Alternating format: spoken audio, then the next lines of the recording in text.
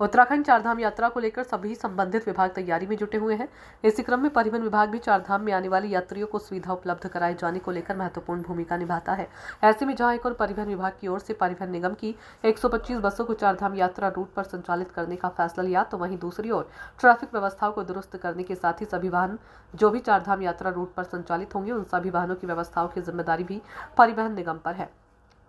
आगामी 30 अप्रैल से चारधाम यात्रा शुरू हो रही है। वहीं ज्यादा जानकारी देते हुए परिवहन निगम की एमडी रीना जोशी ने कहा कि आगामी चारधाम यात्रा को लेकर परिवहन निगम की तैयारियां पूरी है।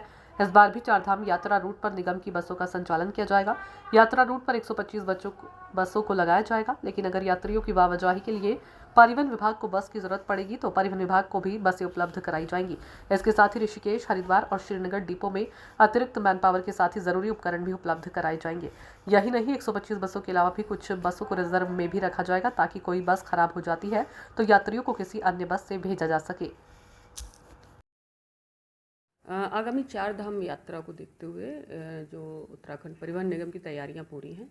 हम लोग हमेशा की तरह हमारी बसें इस रूट पे चलेगी और इस बार हम लोग 125 बसें इस रूट पे लगाएंगे और इसके अलावा अगर विभाग को भी या कभी ऐसी ज़रूरत पड़ी कि जो यात्री कहीं पे भी स्ट्रैंडेड रहते हैं तो उसमें भी हम लोग परिवहन विभाग को भी बसें उपलब्ध कराएंगे। और इसमें जो निगम की तरफ से और रूट्स और जो अतिरिक्त मैन पावर की जो ज़रूरत पड़ती है, जैसे कि बीच में ऋषिकेश डिपो है, हरिद्वार डिपो है या श्रीनगर डिपो है, यहाँ पे अतिरिक्त मैन पावर भी उपलब्ध कराएंगे और साथ ही साथ जो बसों के लिए कलपुर्जों की ज़रूरत पड़ती है, उपकरणों की ज़रूरत पड़ती है और आवश्यक सामग्री की ज़रूरत पड़ेगी, वो भी हम लोग पर्याप्त मात्रा में इस जगह पे उपलब्ध कराएंगे। और जो हमारा प्रवर्तन दल है वो भी इस रूट पे काफ़ी एक्टिव चेकिंग करेगा और एक्टिव रहेगा।